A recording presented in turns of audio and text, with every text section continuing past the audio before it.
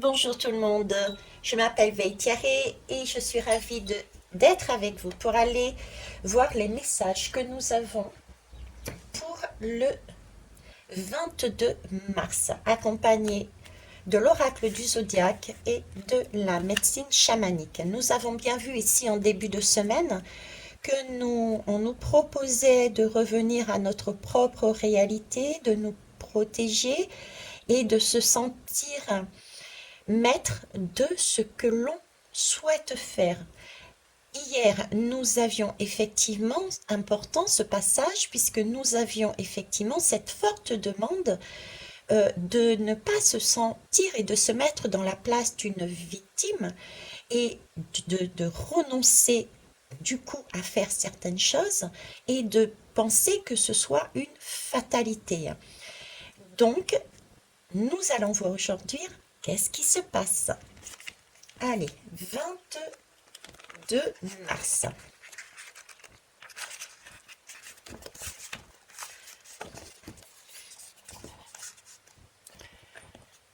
22 mars. Je suis le grand-père... Oh, pardon, il est là le 22 mars. Je suis la lune des arbres en bourgeon, gardienne de la vision, celle qui voit loin. Je viens de te parler de prévoir ou non. Qu'est-ce que prévoir? Prévoir, c'est projeter que les choses se passent d'une certaine façon. Prévoir, c'est projeter que les choses se passent d'une certaine façon. Donc, prévoir, c'est aussi figer les possibilités.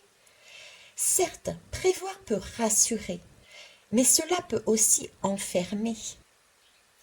Ouvrir les possibilités, c'est permettre à la vie de se frayer un chemin parmi l'infinité des possibles.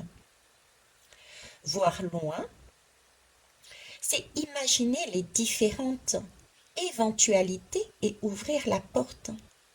L'univers est vaste et il y a un équilibre invisible qui te dépasse. Quand tu ouvres la porte à tous les possibles, tu te mets en position de recevoir ce qui est le meilleur pour toi et pour l'équilibre du grand tout. Ce soir, avant de t'endormir, tu peux te dire « Je reçois ce qui est le meilleur pour moi et pour l'univers. » Ok, donc on est bien dessus, c'est bien la continuité, à savoir que on nous propose bien justement de se sortir de cette idée d'enfermement. Et notion supplémentaire qu'on nous donne ici, c'est de donner, j'ai vraiment cette impression de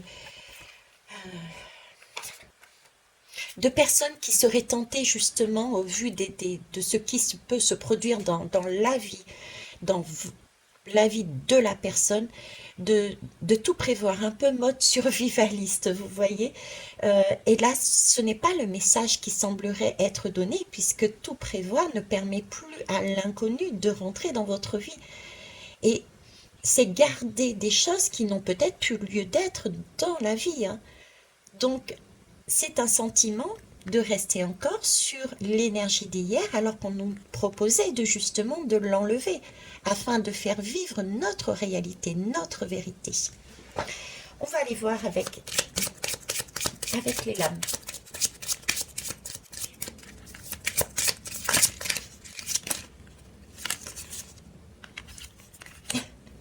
Mais qu'est-ce que je l'aime ce Pluton, hein? Je l'aimais à toutes les sauces.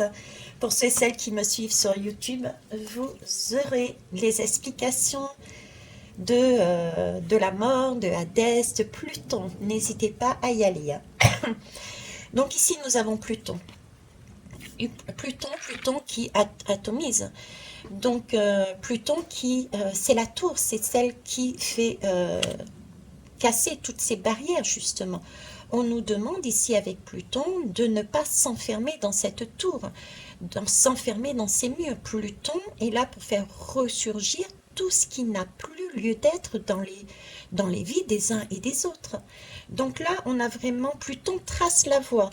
C'est comme si Pluton était à l'intérieur de la Terre, de nos corps, et de par sa force et sa volonté, il essaye de faire on va dire comme le volcan, hein, il essaye de faire son chemin à l'intérieur de notre corps, chemin à l'intérieur du volcan pour laisser surgir cette lave qui nous brûle parce que ce sont des événements, des façons d'être, de penser qui n'est plus correcte pour nous. De façon à faire une place nette afin de refaire vivre de la nature et de belles énergies. Voilà, je vous souhaite une belle journée et puis on se voit demain. Au revoir.